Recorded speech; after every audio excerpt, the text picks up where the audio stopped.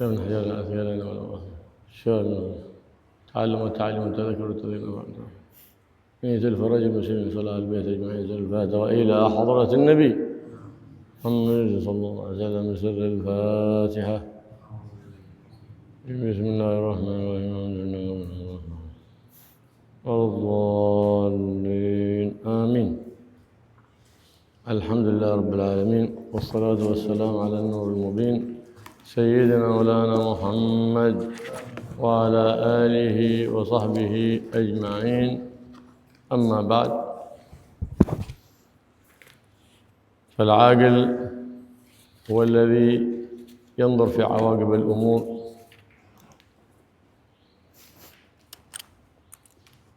فما كان عاقبته حسنة لزمه، وما كانت العاقبة غير حسنة اجتنبه. كما العاقل هو الذي يعتبر بغيره ولا يحب أن يكون عبرة لغيره.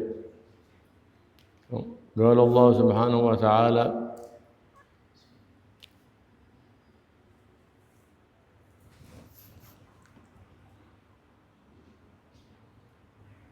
في حق من أراد أن يعرف طريق الحسن من غيره: إن الإنسان على نفسه لبصيرة. الله سبحانه وتعالى جعل ميزان الإنسان بيده. نعم.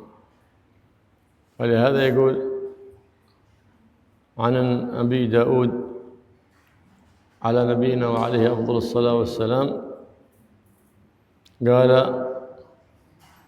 أوحي في الزبور: حق على العاقل ألا يشتغل إلا بثلاث خصال: تزود لمعاد، لأنه يعرف أن هذه الدنيا دار مور فهو في سفر، ومؤونة لمعاش، أي ما يكفي كفايته وأهل بيته يطلب يشتغل بذلك. الأمر الثالث: وطلب لذة بحلال، لذة أي في شهوة بزواج، في غير هذا لذة حرام. النظر إلى حرام، أو لمس ما لا يحله لمسه حرام، والنظر إلى ما يحله نظره حرام، وهكذا.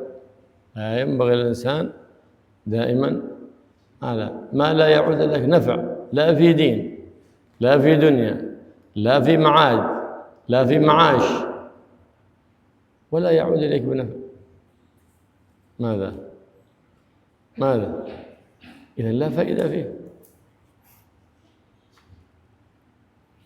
كان أحد من الرعية قال: أنا أريد أن أتزوج زوجة السلطان. فبلغ ذلك الخبر زوجة السلطان أن هذا الرجل بغى يتزوجها، فجاءت له فأرسلت العسكر ليأخذوه قبل أن تؤدبه. فأرسلت له، جابت له 30 من الأكواب، كل كوب لون، كل كوب من الأكواب شكل، وطرحت في كل هذه الأكواب شيء من القهوة. فقالت له: اشرب هذه 30 كوب. فشربها. فقالت له: كيف طعمها؟ فقال: طعمها واحد، لكن الأكواب هذه أشكالها مختلفة. فقال: نعم صحيح، الأكواب مختلفة أشكالها، لكن الطعم واحد. فقالت: هكذا النساء، أشكال مختلفات، فلا تطمع في أي امرأة، فما أعطاك إياه الله سبحانه وتعالى في الحلال فالزمها، ولا تنظر إلى امرأة غيرك، ولا تطمع في امرأة غيرك، من ليس لك بحلال أن تنظر إليها ولا أن تلمسها، ثم أمرت بجلده 100 جلدة، علمته. هذه المرأة العاقلة علمت هذا الرجل الجاهل. وهكذا ينبغي للمؤمن أن لا يطلب اللذة إلا بالحلال. لذة في طعام، لذة في جماع، لذة في أي من أنواع اللذات بحلال. الله يجعل هوانا تبعا لمن جاء بنبينا محمد صلى الله عليه وآله وصحبه وسلم، ويرزقنا رزقا حلالا وطعاما حلالا ولذة في حلال بجاه النبي محمد صلى الله عليه وآله وسلم، محبوب ذي الجلال صلى الله عليه وآله وسلم.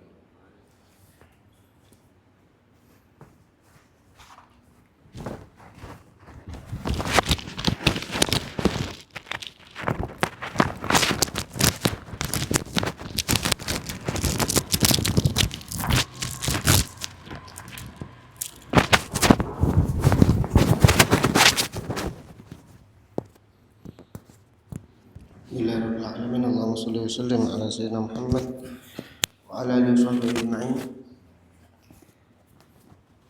Beliau tadi menjelaskan bahwasanya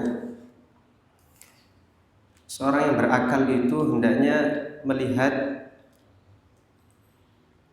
panjang ke depan, melihat akibat daripada perkara yang akan dia lakukan.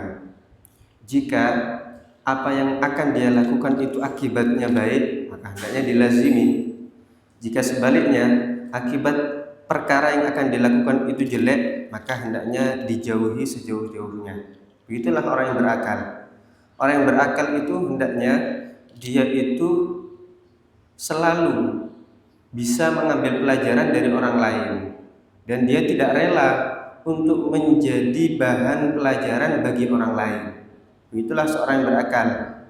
Sebagaimana yang dikatakan, difirmankan oleh Allah Subhanahu wa taala pada hak seorang yang memang Allah kehendaki untuk jalan di jalan yang benar. Allah kehendaki kebaikan. Allah Subhanahu wa taala menyatakan, innal insana ala nafsihi basirah.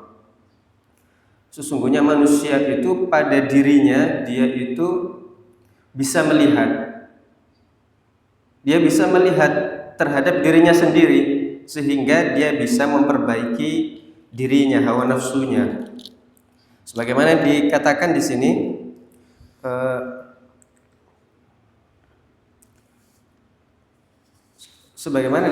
sini, dari Nabi Dawud alaihi salam, ala nabiyina wa alaihi wa ala sayyidil anbiya afdhalus salatu wa zakati tahiyyatu wa taslim. Beliau berkata tentang apa yang diwahyukan oleh Allah Subhanahu wa taala kepada beliau ada di kitab Zabur, yaitu kitab yang diturunkan kepada beliau. Apa? Haqqun 'alal 'aqil an la yashtaghila illa bi thalath. Adalah sebuah hak bagi seorang yang berakal untuk tidak menyibukkan diri kecuali dengan 3 perkara. Apa aja 3 perkara itu? Tazawwud lima'ad, wa mu'natun lima'ash, wa talabu ladzatin bihalal. Yang pertama itu membekali diri untuk akhiratnya. Kemudian yang kedua, mencukupi dirinya, berusaha untuk mencukupi dirinya untuk kebutuhan hidup dia. Kemudian yang ketiga adalah mencari kelezatan syahwat yang halal, mencari kenikmatan itu dengan cara yang halal. Syahwat yang halal adalah dengan menikah. Maka tidak ada syahwat yang dihalalkan oleh Allah Subhanahu wa taala kecuali dengan menikah. Maka hendaknya seorang itu tidaklah melihat kepada apa yang tidak dihalalkan oleh Allah kepadanya. Nah, itu hukumnya haram. Tidak menyentuh sesuatu yang memang tidak dihalalkan oleh Allah Subhanahu wa taala, maka itu hukumnya haram. Maka hendaknya seorang hamba tadi mencari syahwatnya itu dengan perkara yang halal. seorang hamba itu hendaknya menyibukkan diri terhadap hal-hal tersebut yang telah disebutkan tadi, terhadap perkara-perkara yang manfaatnya itu kembali kepada dia, baik kemanfaatan di dalam agama dia, atau kemanfaatan kepada akhirat dia, ataupun kemanfaatan kepada kehidupan dia. Itulah seorang hamba yang berakal hendaknya seperti itu. Dulu itu pernah, dan hendaknya dia mencari syahwatnya tadi, mencari kelezatan syahwat yang dia inginkan dengan sesuatu yang halal, tidak dengan yang haram. Dulu itu pernah dikisahkan ada salah satu seseorang daripada rakyat itu, dia mempunyai keinginan untuk menikah dengan istrinya sultan, istrinya raja. Akhirnya perkataan tersebut sampai kepada istrinya raja ini.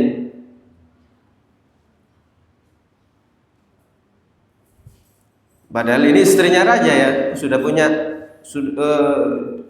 akan tapi ada orang yang dia tamak, ingin memiliki istri kepunyaan raja. Akhirnya sebelum dia itu ingin akan dihukum, nah ini ingin diberikan pelajaran terlebih dahulu. Diutus kepada dia, dikirim kepada dia bala tentara kepada dia. Kemudian tentara tersebut membawakan 30 gelas dengan warna dan bentuk yang berbeda-beda. Kemudian di gelas-gelas tersebut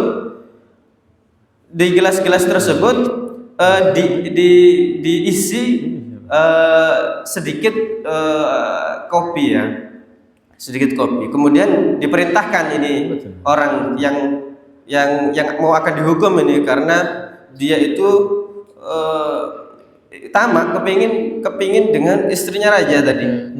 Akhirnya ke-30 gelas dengan warna dan bentuk yang berbeda-beda yang diisi dengan kopi tadi disuruh diminum semuanya. Nah, minum semuanya ini. Akhirnya diminum sama dia. Ditanya, bagaimana rasanya? Ya, rasanya sama, semuanya rasanya sama. Tapi ini gelasnya, warnanya, bentuknya berbeda-beda.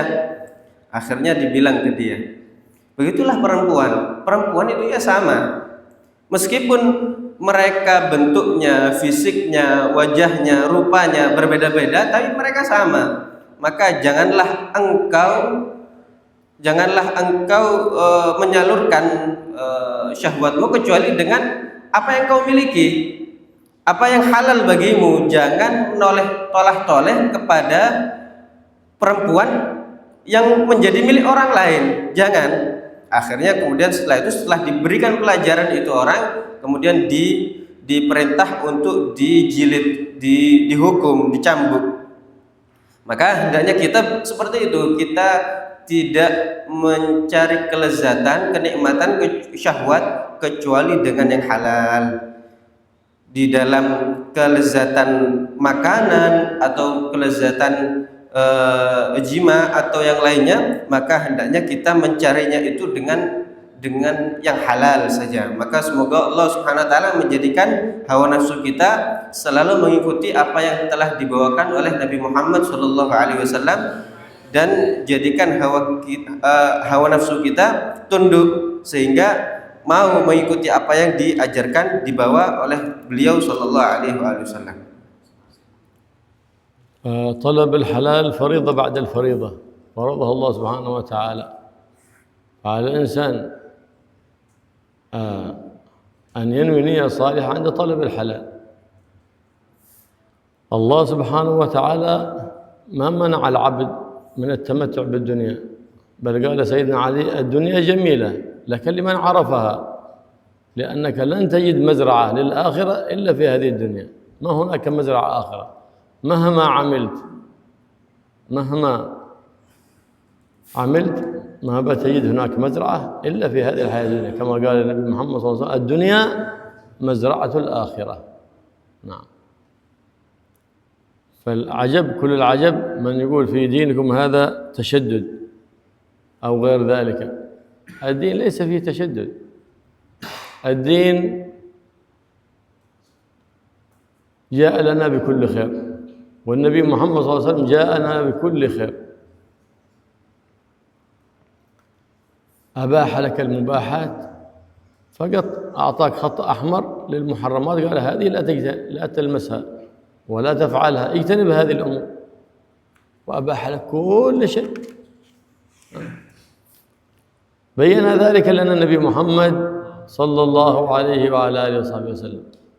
لكن الشيطان يوسوس للإنسان لأنه عدو للإنسان. إن الشيطان لكم عدو، الله أخبرنا في القرآن وأمرنا باتخاذه فاتخذوه عدوا، وأمرنا نتخذه هذا عدو اليقيني هذا، وما سوى ذلك بينك وبين أحد عداوة، هذه عداوة ظنية. أما العدو اليقين هذا الشيطان، لأنه بنص القرآن. فلا تطلب لذة إلا فيما أباح الله سبحانه وتعالى.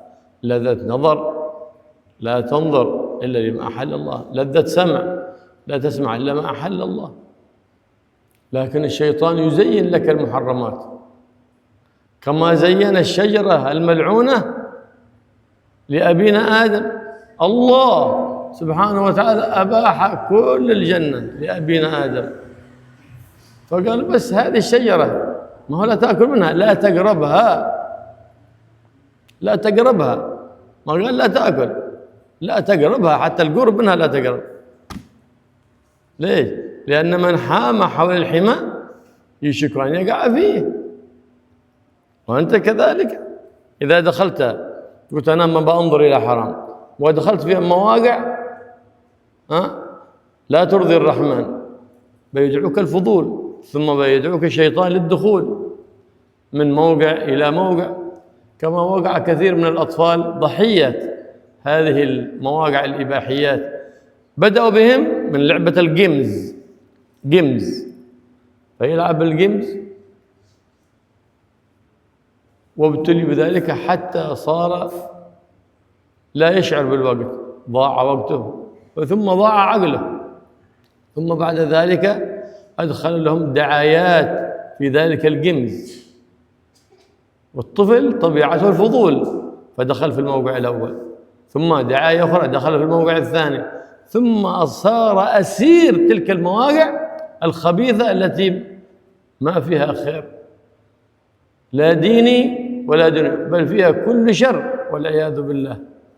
وهذا الإنترنت لا يسلم إلا لعاقل، ما أقول لأطفال هؤلاء مساكين يضيع وقته يضيع نفسه على لاش، وريتهم بيتخرجون بشيء وبيخرجون بشيء ديني أو دنيوي، إلا لو جلس عمره كله بيموت ومضى عمره لاش.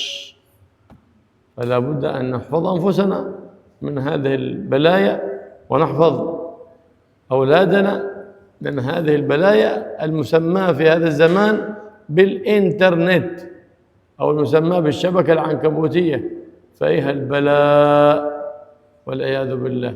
فمن دخل فيها ما سلم، لكن تأخذ منها القدر الذي يعينك على دينك ودنياك. دينك بتنظر في درس، بتتابع درس، بتكتب معلومة للإفادة، أو دين أو دنيا، إذا استخدمت ذلك في عمل من الأعمال الدنيوية فلا بأس بذلك. فعمل لمعاشك وعمل لمعادك، ولا تطلب لذة إلا في حلال. هكذا علمنا محبوب ذي الجلال محمد مولى بلال صلى الله عليه وآله وصحبه وسلم.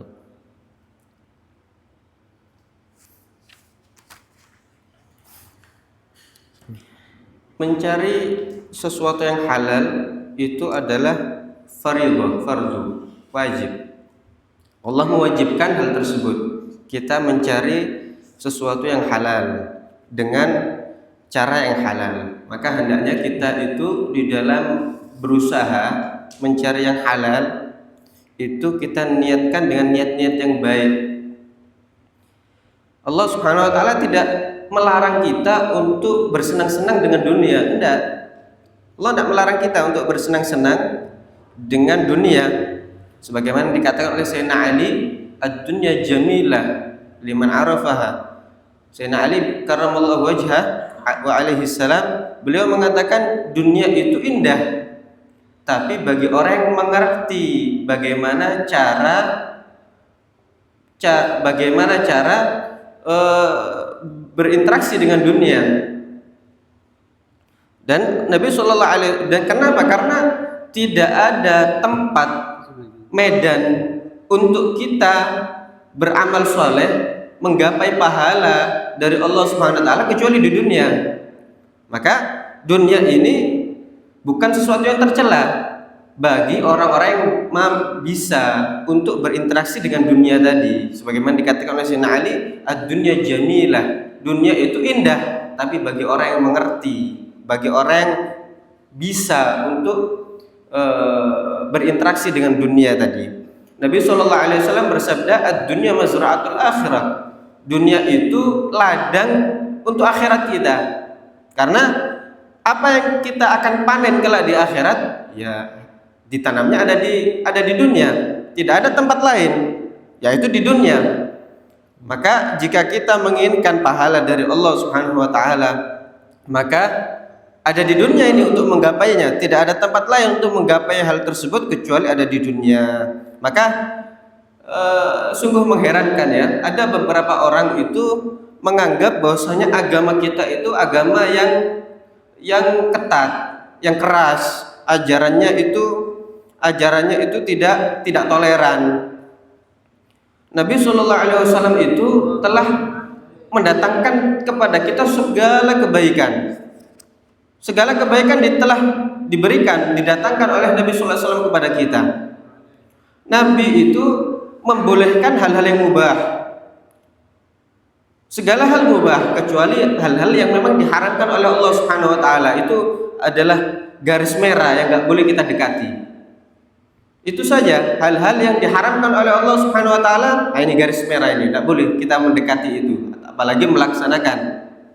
Selain itu, Nabi sallallahu alaihi wasallam mengajarkan kepada kita segala hal-hal yang diperbolehkan untuk kita lakukan atau diperbolehkan untuk kita dapatkan.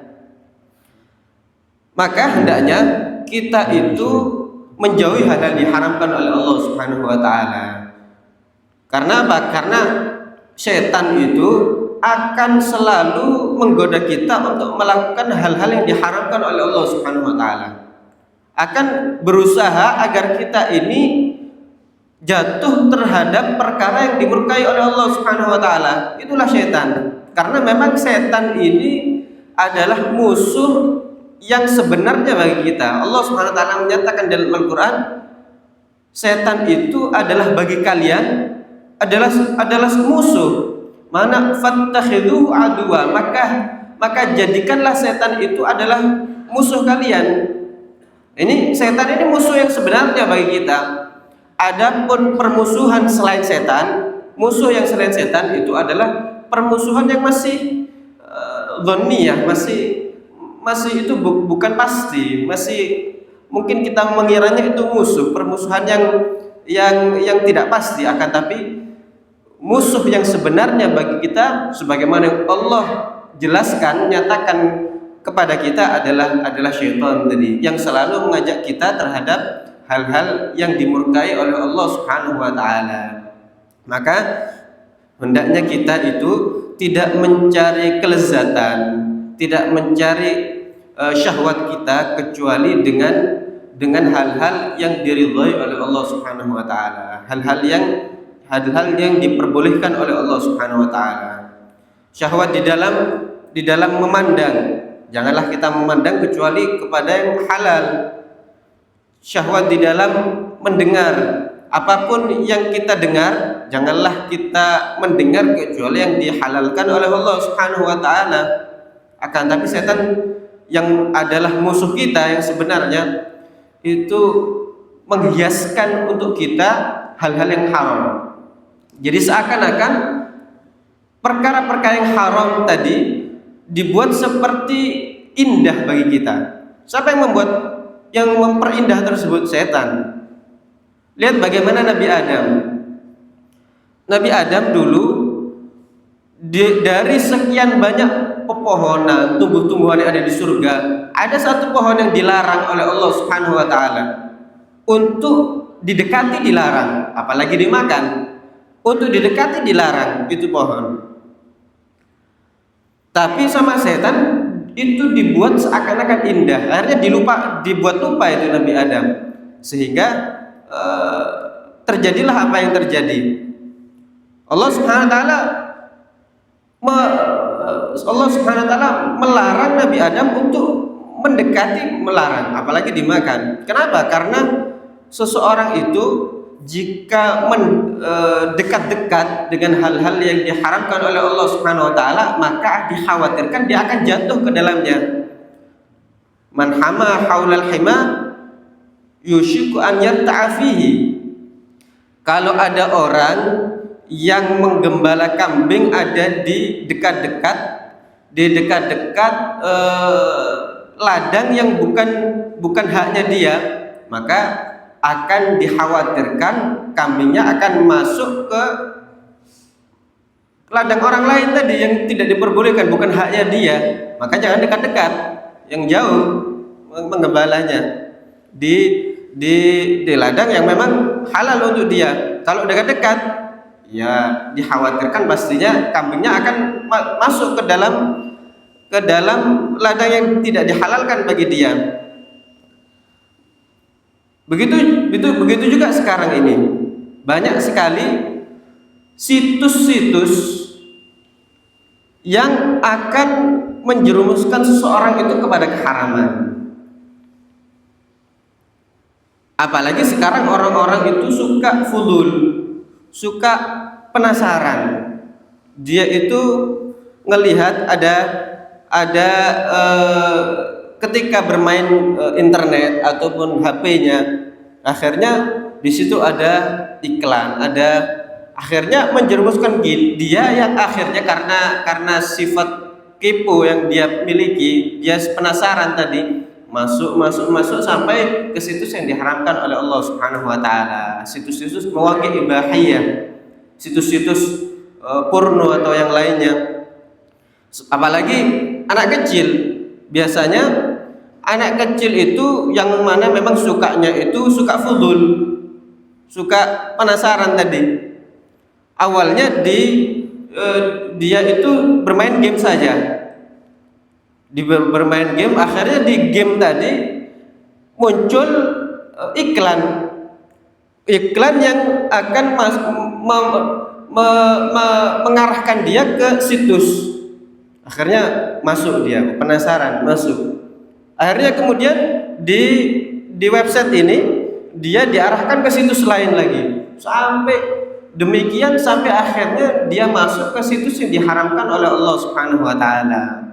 Dan begitulah seorang anak kecil, memang dia tidak punya akal, dia hanya suka fudul. Dan akhirnya ketika sudah masuk ke situs yang diharamkan oleh Allah Subhanahu wa taala tersebut, dan dia ini sudah kecanduan, akhirnya dia sudah jadi tawanan, sudah tidak bisa lepas dari hal tersebut. Kenapa? Awalnya gara-gara itu tidak dicegah. Maka internet ini, kata beliau, internet ini janganlah diserahkan kecuali kepada orang yang sudah punya akal.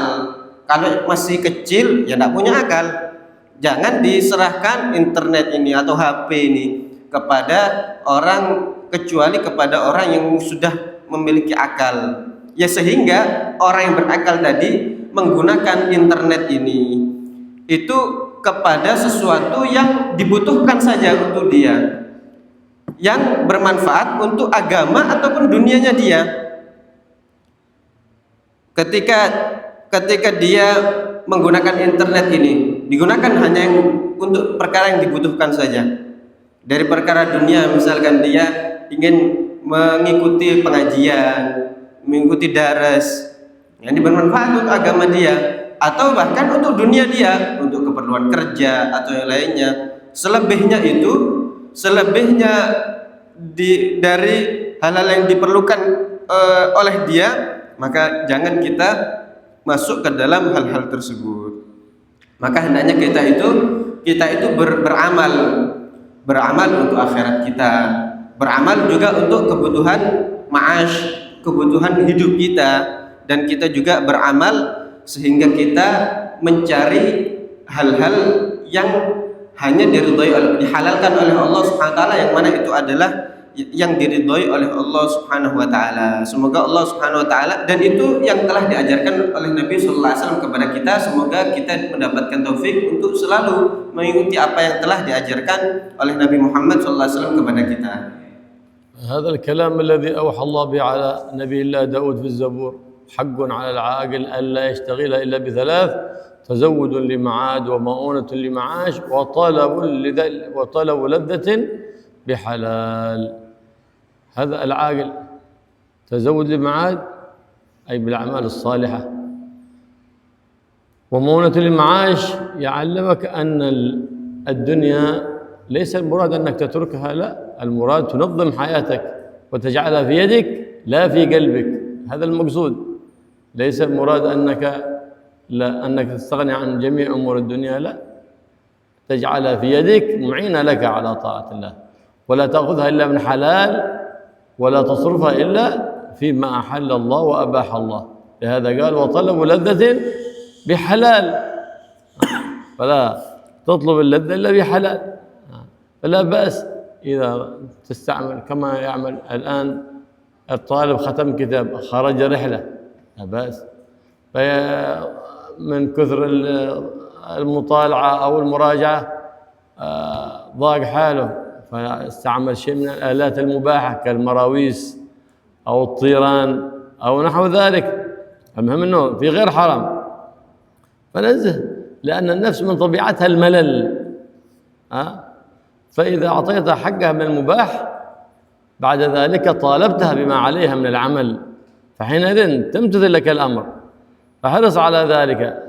والنبي محمد صلى الله عليه وسلم يقول: الكيس من دان نفسه وعمل لما بعد الموت. هذا العاقل. من الكيس؟ هذا العاقل، من دان نفسه حاسب وعمل لما بعد الموت. نعم.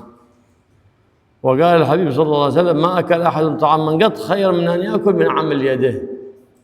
فالدنيا في يدك لا في قلبك تشغلك عن الله، في يدك تعينك على طاعة الله، لا في قلبك تشغلك عن الله وعن اتباع حبيب الله ومصطفى محمد بن عبد الله صلى الله عليه وسلم. وذاك الصحابي حنظلة عندما جاء للنبي محمد صلى الله عليه وسلم يقول: نافق حنظلة يا رسول الله، نافق حنظلة. كيف هذا؟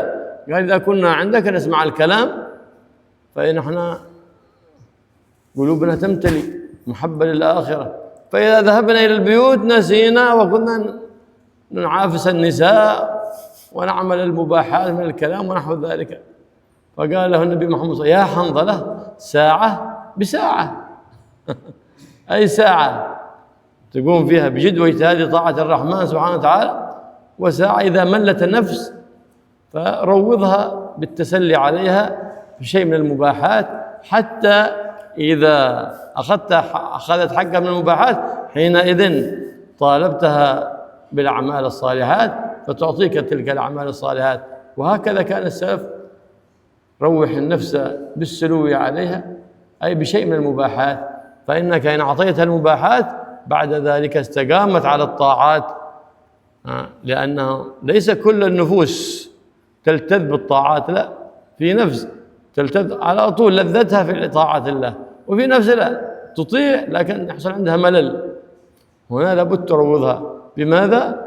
تعطيها شيء من المباحات حتى تستقيم على الطاعات، حتى تصير نفس مطمئنة بالله. فإذا صارت نفس مطمئنة حينئذ خلاص ترفع عنها الكلفة بالطاعات، فتصير الطاعات عادات لها وفيها لذات.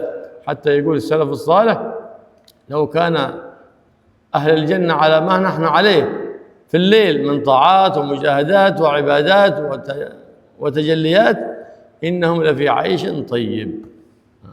إنهم لفي عيش طيب، فهم في الجنة قبل دخولها. ولمن خاف مقام ربه جنتان: جنة لذة المعرفة في الدنيا، وجنة في يوم القيامة جنات النعيم جوار الرؤوف الرحيم محمد صلى الله عليه وآله وصحبه وسلم. والله يجعلنا وإياكم من أهل الجنات من المقامات العاليات، ويدخلنا وإياكم الجنة جوار النبي محمد سيد السادات في عافية وسلامة يا رب العالمين. وصلى الله على سيدنا محمد النبي وآله وصحبه وسلم، والحمد لله رب العالمين.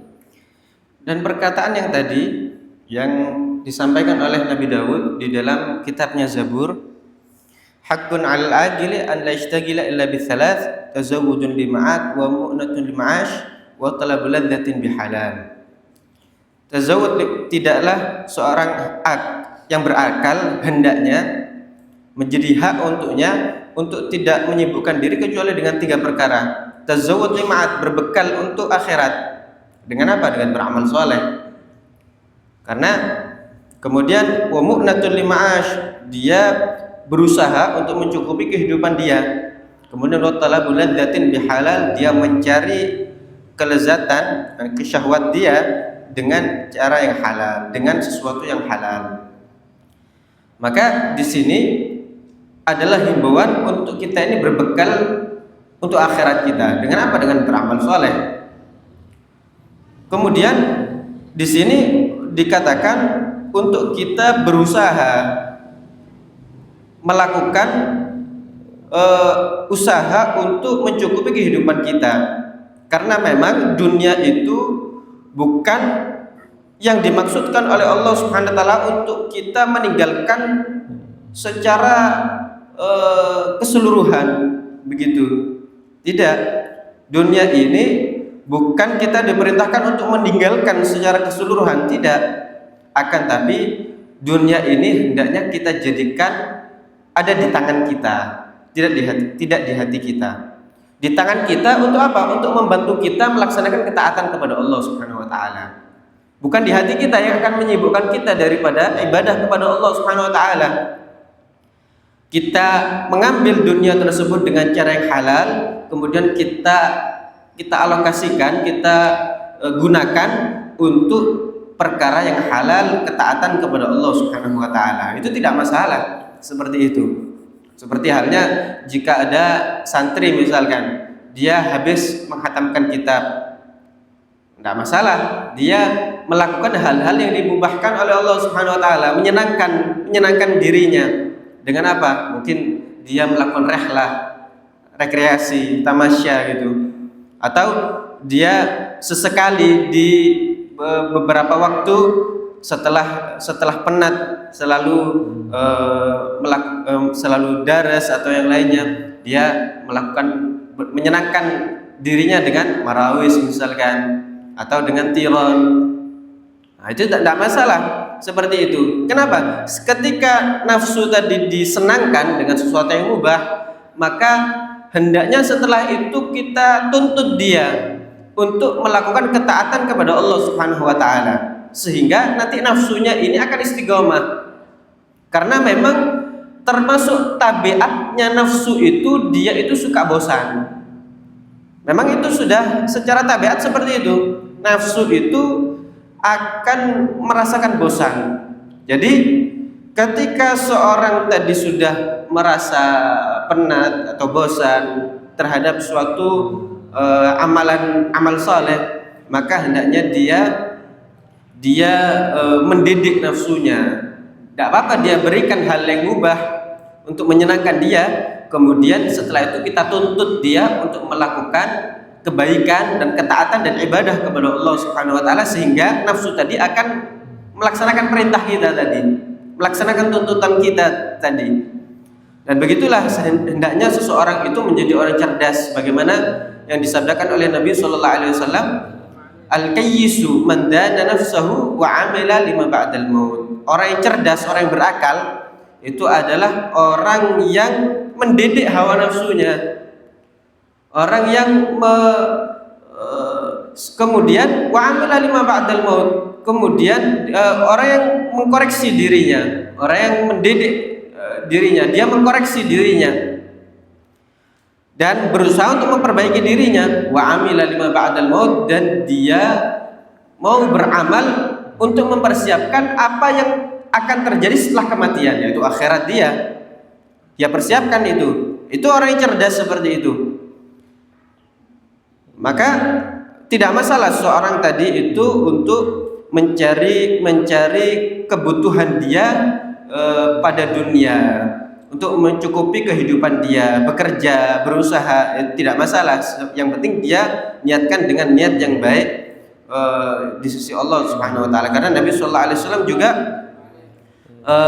bersabda, tidak ada kurang lebih artinya seorang manusia itu tidaklah makan sesuatu yang lebih baik kecuali dengan makanan yang dia dapatkan karena usaha tangannya sendiri. Artinya bekerja. Kemudian hasil daripada dia bekerja, dia makan, nah itu adalah makanan yang terbaik yang dimakan oleh orang tersebut. Sebagaimana dulu terjadi pada sahabat Nabi sallallahu alaihi wasallam, yaitu yang bernama Hanzalah. Hanzalah ini datang kepada Nabi sallallahu alaihi wasallam. Kemudian berkata kepada Nabi, "Ya Rasulullah, Hanzalah ini telah menjadi munafik." Akhirnya ditanya, "Kenapa? Kenapa engkau?" Akhirnya Hanzalah ini mengatakan, "Si Hanzalah ini menjadi munafik. Dia, maksudnya dirinya, dia itu ketika bersama engkau, dia hatinya itu seperti terpenuhi dengan semangat untuk menggapai ridho Allah Subhanahu wa taala, ketaatan, semangat, hatinya itu seperti terpenuhi, seperti dipakaikan pakaian semangat untuk menjalankan ketaatan kepada Allah dan yang lain sebagainya. Akan tetapi ketika sudah tidak bersama engkau ya Rasulullah, dia itu ya berkumpul dengan istrinya, berkumpul dengan anak-anaknya, sehingga dia itu seakan-akan lupa akhirat." Akhirnya Rasulullah mengatakan, "Ya Hanzalah, sa'ah bisa'ah." Ya memang seperti itu. Memang kadang seorang hamba itu sesaat dia itu melakukan hal-hal yang membuat dia mendekatkan diri kepada Allah Subhanahu wa taala, dan di saat yang lain dia menyenangkan dirinya dengan hal yang mubah, sehingga ketika hatinya tadi ini, hawa nafsunya tadi ini sudah mendapatkan keinginannya dengan hal yang mubah tadi, dia tuntut untuk melakukan hal-hal yang diridhoi oleh Allah SWT, sehingga dia akan menjadi istiqamah. Nah, itu seperti itu kata Nabi sallallahu alaihi wasallam, "Ya Hanzalah, sa'ah bisa'ah." Memang seperti itu.